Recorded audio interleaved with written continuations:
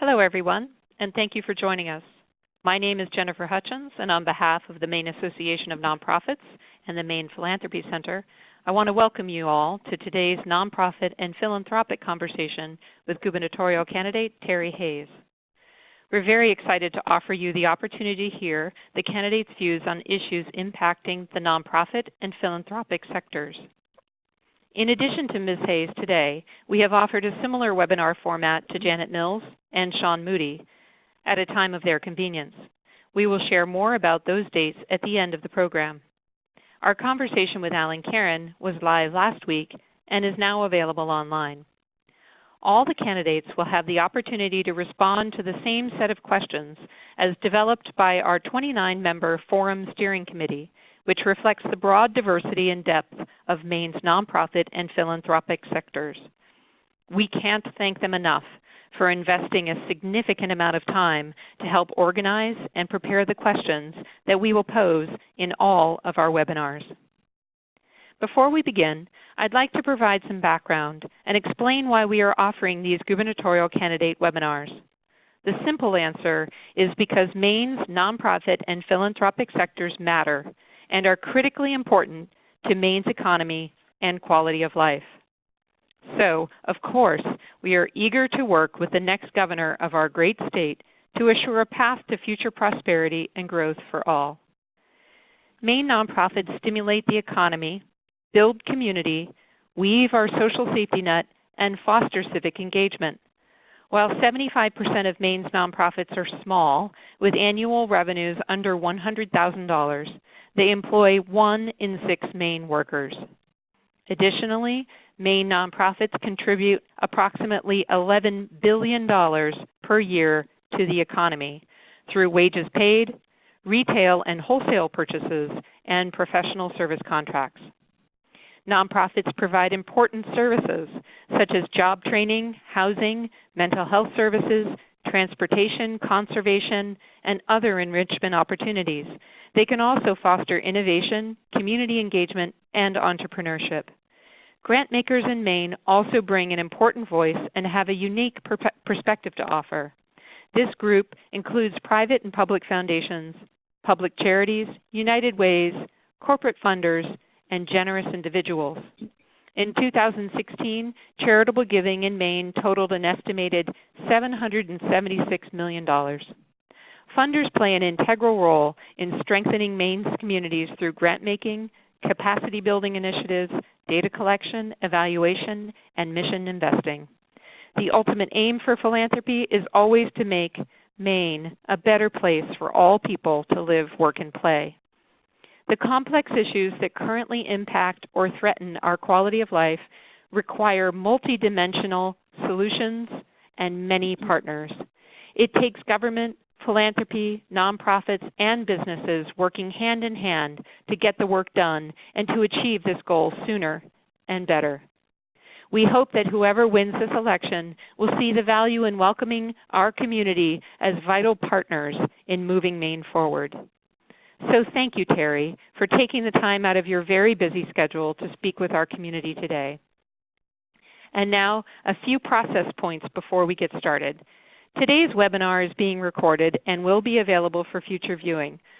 All phone lines are muted with the exception of the candidate, Jen Gray, and myself. We are unable to take participant questions. At the end of the webinar, a short evaluation will pop up on your screen. We appreciate you taking just a couple of moments to provide your feedback. To make this webinar format as fair as possible, we are sharing the questions with the candidates ahead of time.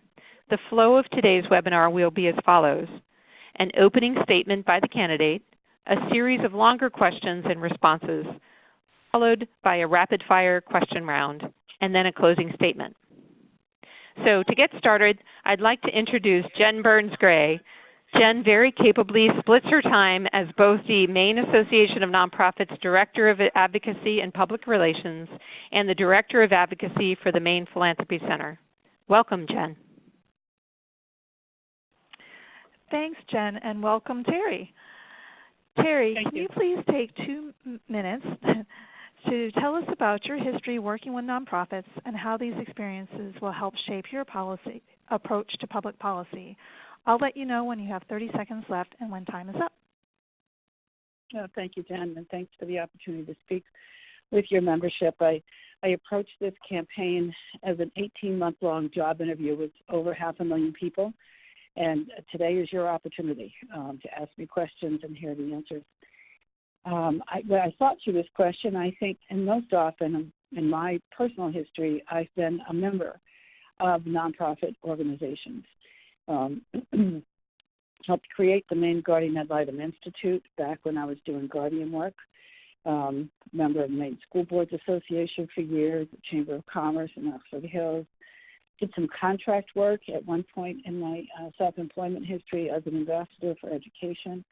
All of those opportunities basically showed me that many of our nonprofits have expertise and resources that partner or can partner at least with government, and that's important to include them because they bring value to the table. So I look forward to working with your members as Maine's next governor.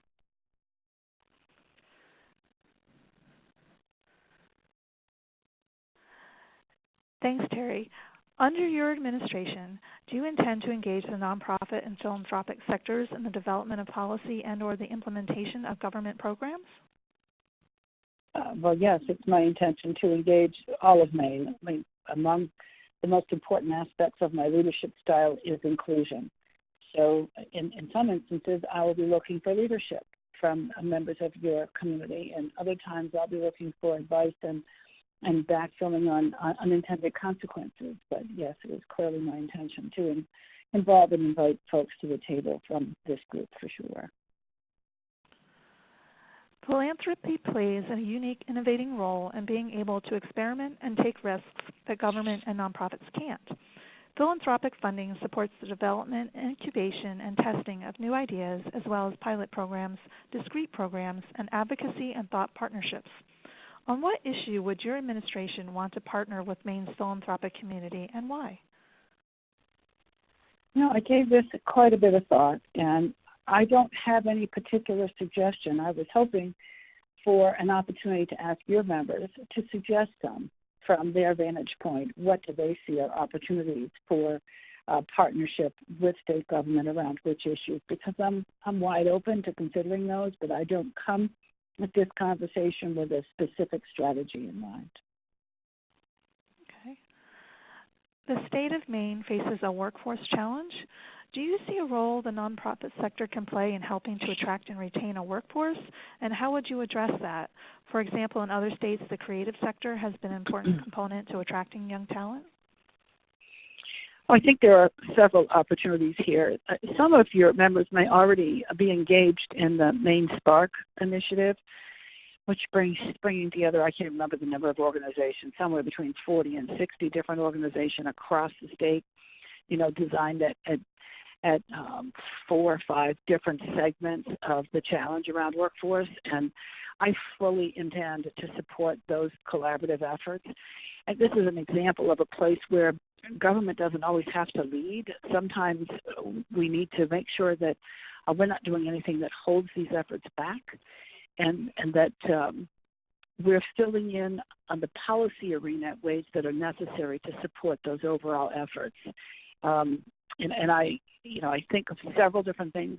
Immigration stands out in particular. There's to change the culture and the perception around immigration in Maine. I mean, start by recognizing that immigrants have saved our economy on more than one occasion in our history. And we're on the cusp of an era where we'll need them again, because it's going to be very difficult for us to address our workforce needs without international immigration. And I know there's already a considerable effort in the nonprofit sector to support and encourage, and I would fully expect that would continue. And again, I'm open to see that there may be opportunities that I haven't thought of that others in your community may have. So, Terry, you mentioned immigrants in your answer in the prior question, but do you want to elaborate on what steps you might take to advance the role of the refugee and immigrant populations? Well, I'll tell you that I had this wonderful experience this spring. As part of the campaign season, I was invited to attend the naturalization ceremony in Saco. There's an elementary school in Saco that has incorporated as one of its learning units, I think in the fourth grade. It's either the third or the fourth grade. And they've tag teamed with the U.S. Immigration Services to host the naturalization ceremony each year in the spring. And I had never been to one of these before, and I couldn't get through it without crying. And I say that because there were over 150 new U.S. citizens that day, coming from 52 different countries. And every one of those people had a deeper appreciation for so many things that I take for granted on a routine basis because I was born with them. And the commitment that I made to myself at that point in time was that I would attend every one of those ceremonies that happened inside the state of Maine when I'm Maine's governor. And I think that's leadership by being present, showing up, and supportive and welcoming those newly official citizens at that point in time. And that's a commitment that I made from my end and a way of supporting that overall effort. And then I'm going to need feedback and information from folks who are working directly to support those new Mainers and new citizens on how government can be a better partner. When do you think it's appropriate, if at all, for the legislature and governor to alter a policy that was adopted at referendum? Well, this is it's a great question because there is only one way for an idea to become a law with no opportunity to amend it, and that's a citizen referendum, a citizen initiative. So given that there's no place in the process before it becomes a law where it can be amended, I believe it is always appropriate for the legislature and the governor to look at making changes. These are written by advocacy groups.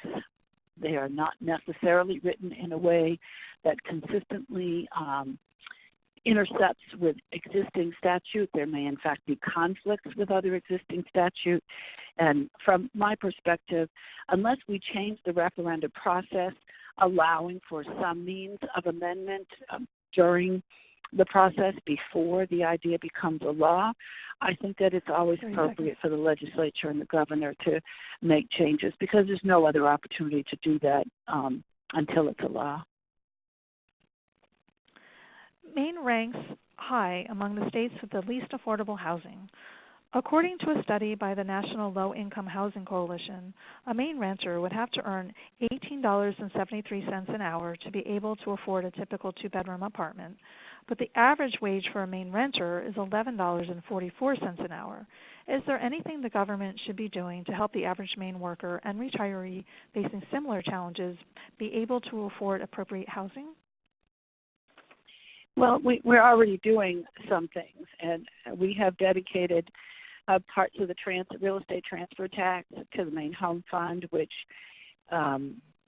helps fund initiatives and work, state money, state revenue funding initiatives and work at Maine State Housing Authority. And some of that is relative to workforce housing. Some of it is low-income housing. You know, the federal money that we get subsidizes or provides a subsidy for the Section 8 voucher program.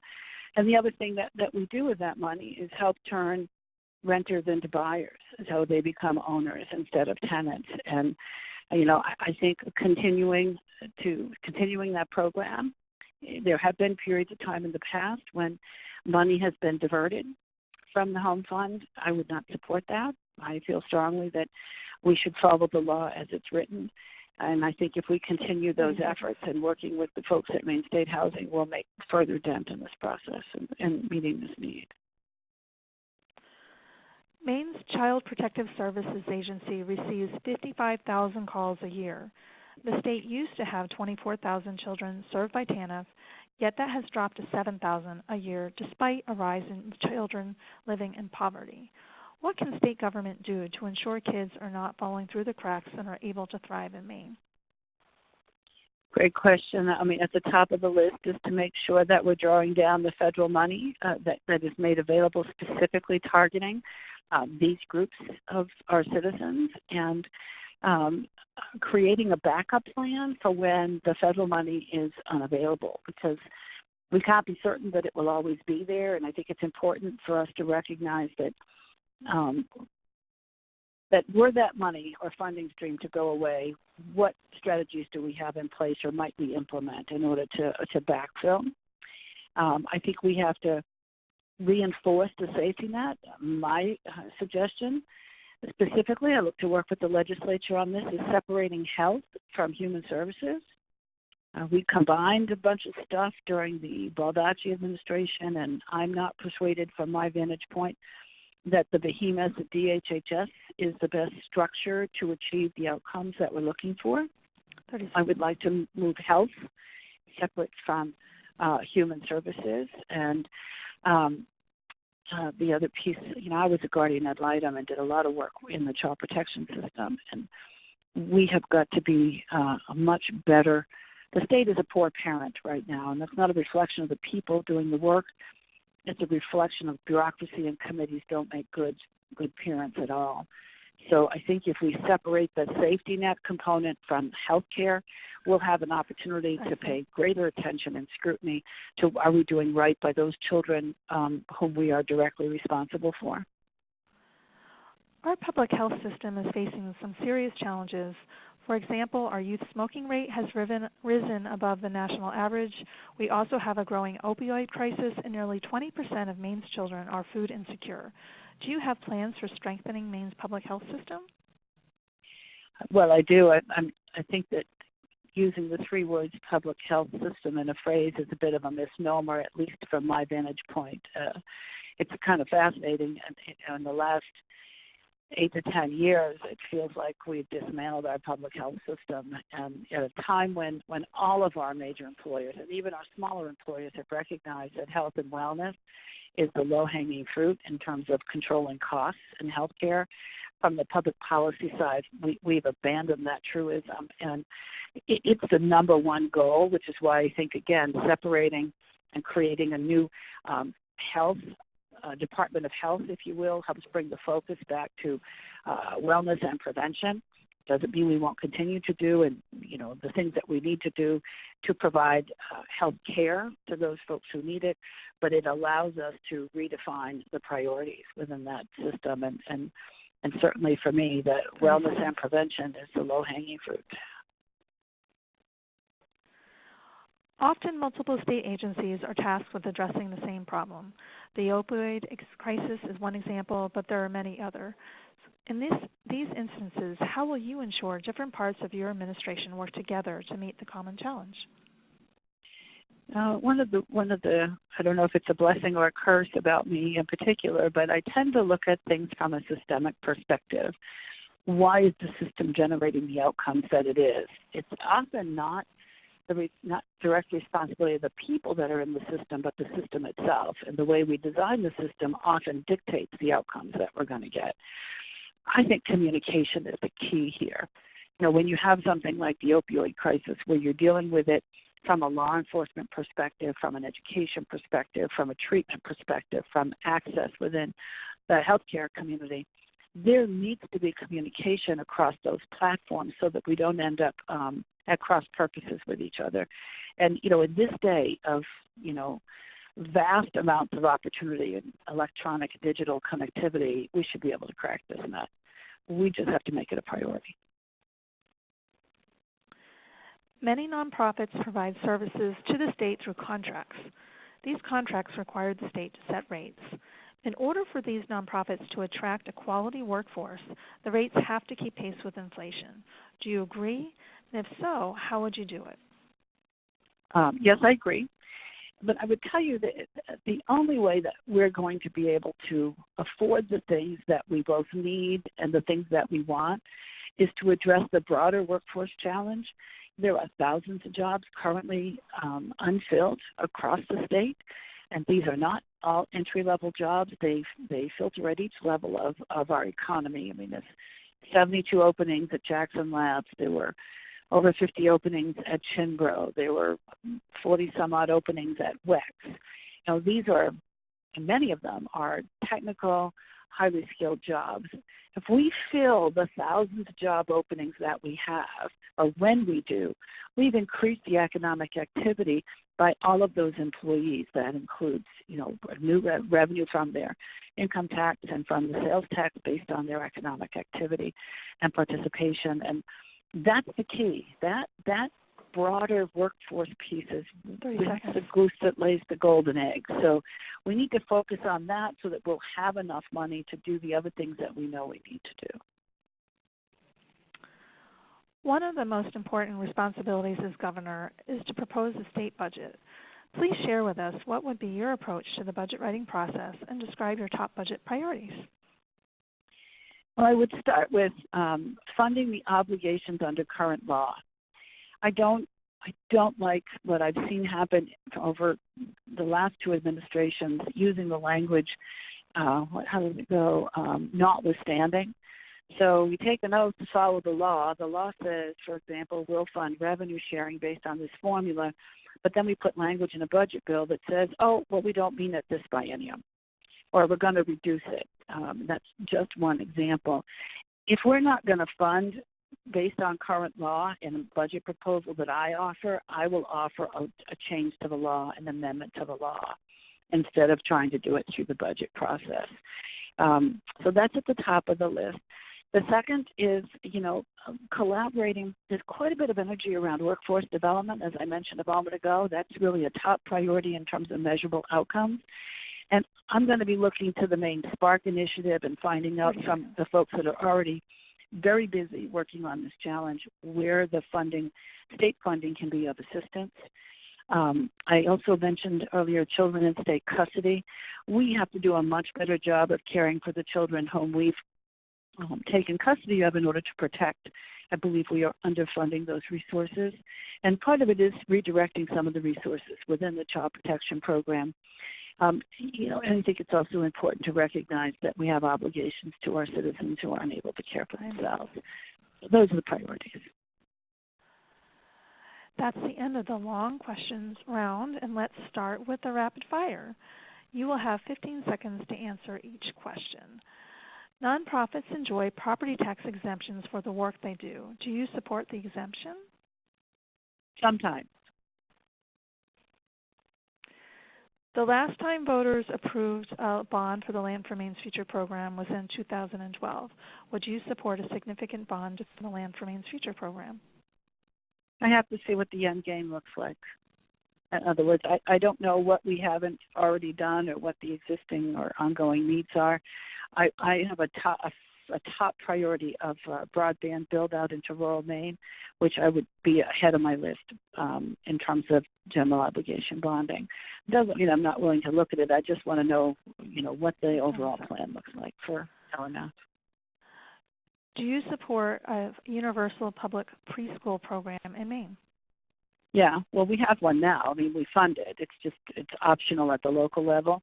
So we've, made a commitment to fund it. And yes, I support it. Will you implement the voter? Do you need a second? I do. I'm so sorry. Oh, that's okay. I have a tickle in my throat. I think it's gone. Thank you. I'm sorry. Sure, of course. Will you implement the voter-approved Medicaid expansion? Yes, while simultaneously working with the provider community to bring the costs down and the reimbursement rates up. Restorative Justice programs in Maine provide the opportunity for youth offenders to engage in a community and peer-driven process to rehabilitate and have demonstrated success. Would your administration support restorative justice opportunities for youth offenders? Yes. What would be your top action item around the opioid crisis? Top action item I've already begun working on, which is changing the paradigm from one of judgment and blame and reinforcing a stigma to recognizing that this is a brain disease and we need to confront it with compassion and commitment. And I do that currently during my campaign with my language, and I intend to continue that and challenge those that are working for my administration to do the same. Maine has many public parks and state lands that don't comply with the law regarding providing access to people with disabilities. Would you support increasing funding to address this challenge? Yeah, what I would look for would be a multi-phase plan. In other words, I don't think we could do it all at once, but we need to identify on all of the places where this would be necessary and then determine the build-out so we can get there, but it might take, I just don't know what the dollar figure looks like, so it might take a biennium or two to do it. We know that only half of people that need mental health services receive them, and only 1 in 10 people who need substance use disorder treatment actually receive it. Do you think that the state has a responsibility to assure access to behavioral health services for those that need them? Yes, I do, and I think to the extent, for example, when we talk about the opioid crisis and the brain disease of substance use, I can't fathom putting someone on a wait list for 6 weeks or 6 months who has asked for help. We need to build up that safety net so it includes treatment upon demand, particularly for those with that brain disease. On a scale of 1 to 10, where do you rank climate change as a matter of importance for the state government to address, with a 1 being not at all and a 10 being critically important that the state invest significant resources in addressing the issue? An 8. Maine has the 3rd highest percentage of veterans in the nation. We can end veteran homelessness in Maine, but our state needs leadership from the top and to take a comprehensive approach. What will you do to honor and take care of veterans and their families who are homeless in Maine?